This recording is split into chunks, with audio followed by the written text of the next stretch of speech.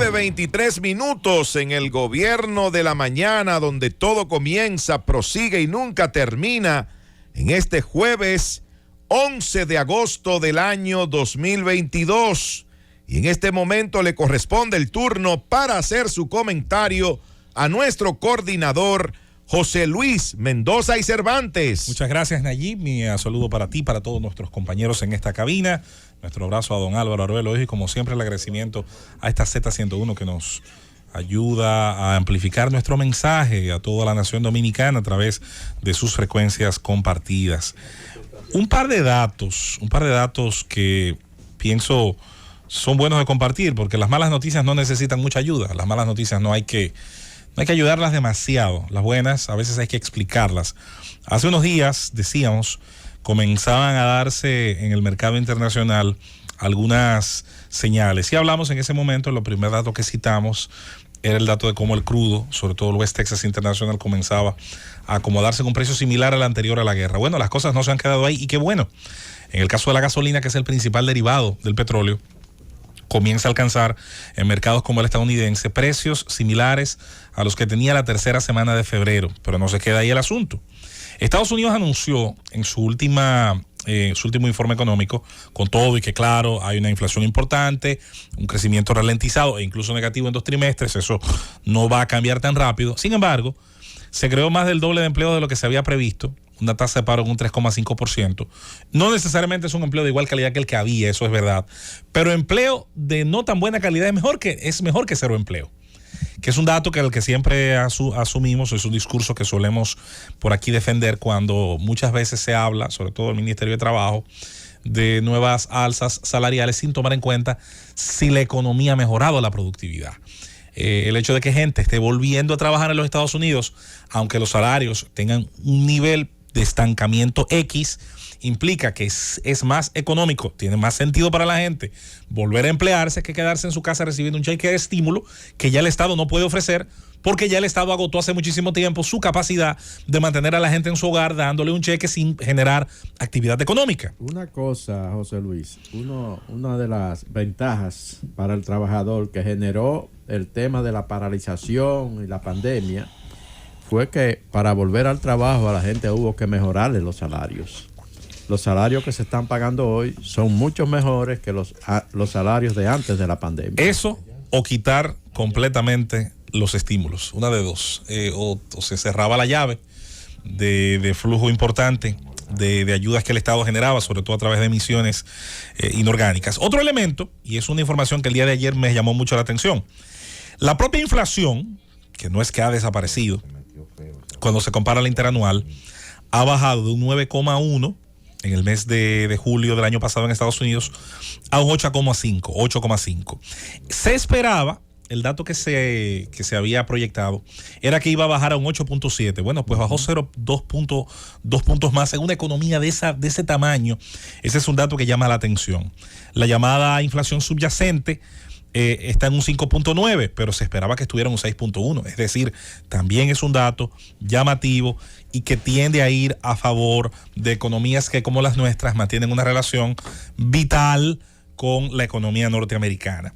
Esto no ha pasado porque sí, esto no ha caído del cielo, se han tomado decisiones igual que aquí duras, como es el subir los tipos de interés de la moneda, encarecer el dinero, tratar de constreñir un poco el efectivo. Eso tiene efectos económicos. Sin embargo, en una economía como la norteamericana, donde hay, por ejemplo, estados que no tienen, por ejemplo, impuesto a las ventas, pero el estado que sí tiene impuesto a las ventas tiende a tener, por ejemplo, un menor impuesto sobre la renta. Hay un juego entre cada una de las 50 administraciones locales sobre qué grava, sobre qué incentiva. Impuestos a las ventas. Sí, ¿A qué tipo de ventas te refieres? Las ventas normales. Por ejemplo, las 2 Dakotas tienen un dibujo fiscal distinto. Creo que es la del norte, que por ejemplo no tiene impuesto a las ventas. No tiene impuesto a las ventas. En la factura no hay un impuesto estatal a las ventas. Es lo que allá le llaman el tax. Exacto. El impuesto, sí. Pero sí hay. Lo que es aquí el ITEVIS. Que es un 8%. Lo que es aquí el ITEVIS. Pero sí hay, por ejemplo, un impuesto a la renta, tus ganancias individuales.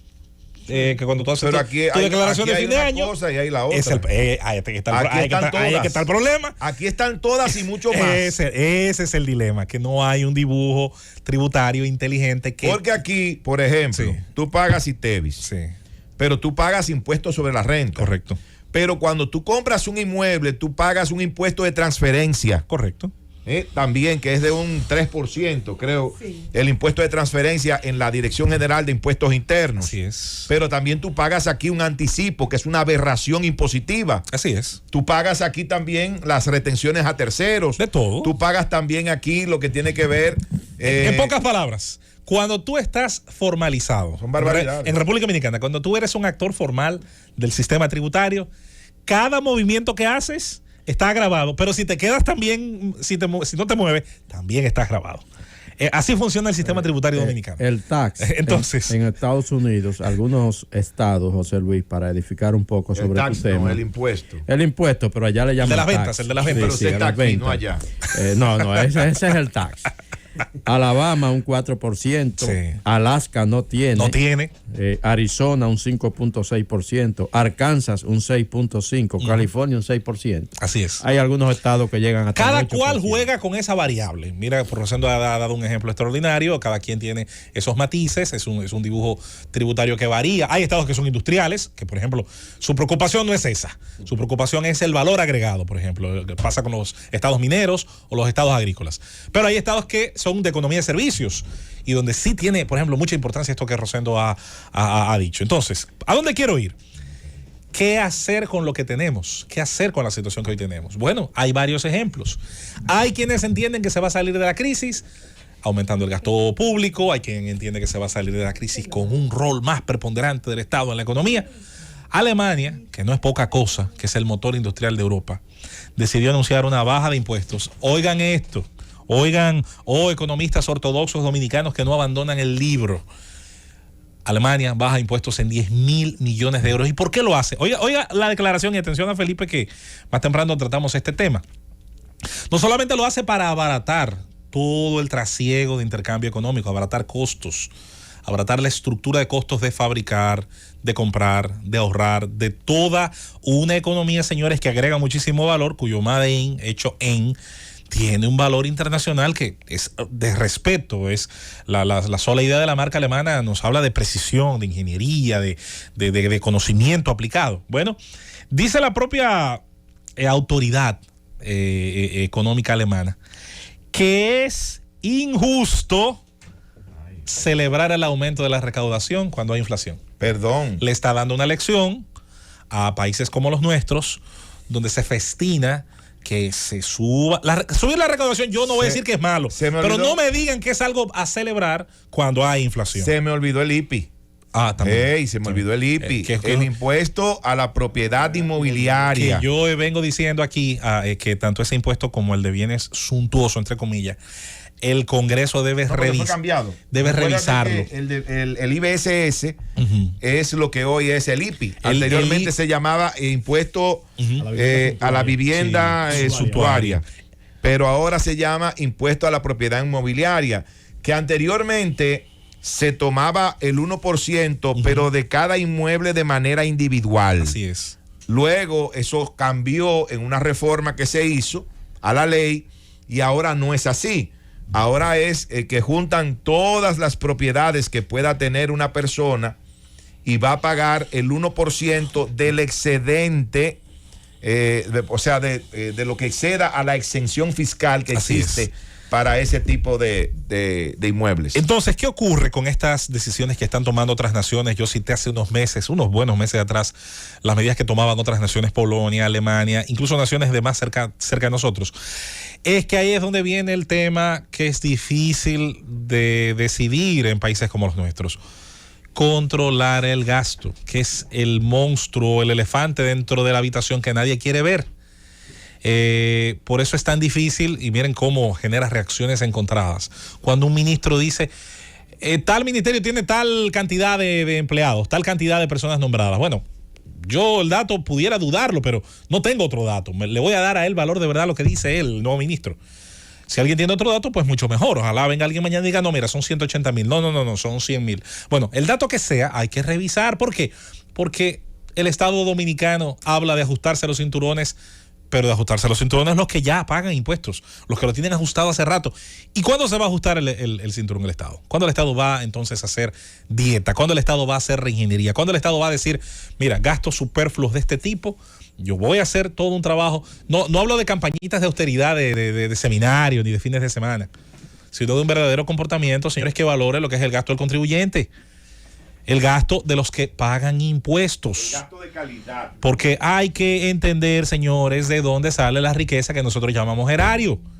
El Tesoro Común de los Dominicanos lo generan los trabajadores a través de las personas físicas y jurídicas que participan en la economía y que tienen a su vez, de manera directa o indirecta, la carga impositiva, lo que todos pagamos cuando consumimos bienes con ITEVIS, lo que, como ha dicho Nayib, todo el mundo paga cuando hace movimientos económicos de estos tipos que han sido mencionados. Hay que comprender por qué somos defensores de la idea de que se desarrolle una conciencia en los dominicanos de contribuyentes, no solo de votantes, sino de personas que, generando muchísima riqueza, el Estado se las conculca para devolvérselas en servicios que la mayoría de ellos no son satisfactorios. Vamos a pensar nosotros en cabina. ¿Cuáles de nuestros hijos estuvieron en colegios privados? La mayoría. Pero nosotros no dejamos de pagar los impuestos que solventan la educación pública. Tenemos la doble carga. Solventamos con nuestros impuestos un servicio de educación pública que debería ser de mucho mejor calidad, que en algún momento debería ser la primera opción que tengan los padres de las clases medias.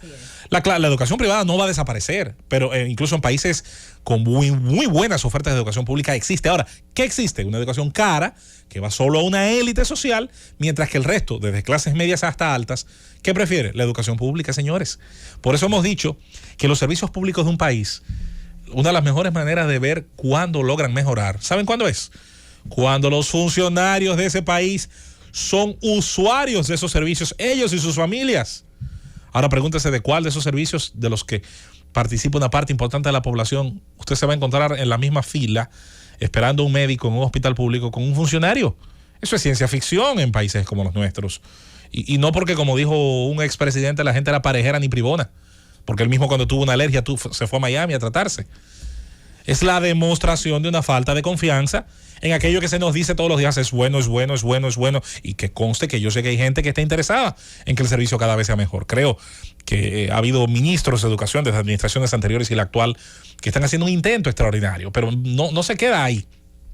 Así las cosas, resumimos este comentario diciendo que comienza a haber señales esperanzadoras, señales importantes que comienzan a verse en economías del primer mundo, en economías que, como el caso estadounidense u otros, son muy cercanas a nosotros y podrían generar un efecto, una ola que sea altamente favorable. No todas las noticias en el sentido económico permanecen de manera negativa. No hay un congelamiento de las condiciones. Hay una variante dentro de las condiciones que parece hacernos creer, y ojalá sea así, que el umbral, lo peor en materia económica, sobre todo si no se agrava la situación internacional que siempre está en una olla de presión permanente, pues pudiera comenzar a darse una mejoría al momento de fabricar bienes y servicios, al momento de favorecer economías como las nuestras y que el turismo siga creciendo, que nuestras exportaciones sigan creciendo. Hay que sumar el comentario de Felipe, que no lo voy a repetir porque creo que se basta y sobra en sí mismo, de que pudiera también beneficiarse la República Dominicana por su ubicación geográfica, por su clima político, por su tranquilidad en comparación a otras naciones donde ha habido estallidos sociales más recientes, a atraer esos capitales. Pero para eso hay que hacer una tarea. Y esa tarea no la hemos terminado, y es volver a tener una reforma en todos los sentidos, arancelario, tributario, laboral, y siempre se cita la ocurrida a principios de los años 90, en esa dirección, que pueda volver a calibrar la productividad del trabajo dominicano, a hacer más digno el empleo, a abaratar los costos de una serie de movimientos que hacen las personas físicas y jurídicas, pero sobre todo a vivir esa época que vivimos en los años 90 con todo y los problemas políticos, cuando un presidente que salía dijo, y era verdad, por mucho que uno le critique cosas a él, que había dejado el avión en la pista lleno de gasolina, y no era mentira. Se vivieron años de un crecimiento económico que fue fruto no del favor de ningún político, sino del trabajo duro de los dominicanos, de su ingenio, creatividad, puntualidad y capacidad de demostrar que cuando se nos dan las condiciones, como demuestra esa diáspora, que está en los Estados Unidos pasando frío y trabajo, pero con un clima económico y con unas libertades económicas envidiables, demostrando que puede producir riqueza, que puede ahorrar, comprar, mandar a sus hijos a la universidad, que puede incluso mandar remesas en la cantidad que las envía, pero también mejorando su propia calidad de vida. Seamos pues capaces, señores, y a los que gobiernan, a los que quieren gobernar, a los que critican a los que gobiernan, a los que diseñan planes de gobierno, de ir en la dirección que nos permitió también transformar en los años 90 nuestra economía. El ejemplo está ahí y no tenemos que buscar ni siquiera los otros que hemos citado, pero sí pudiéramos ver en la dirección de los que han tenido éxito y tratar de hacer lo que ellos hicieron para ser lo que hoy son. Llévatelo, Cundo.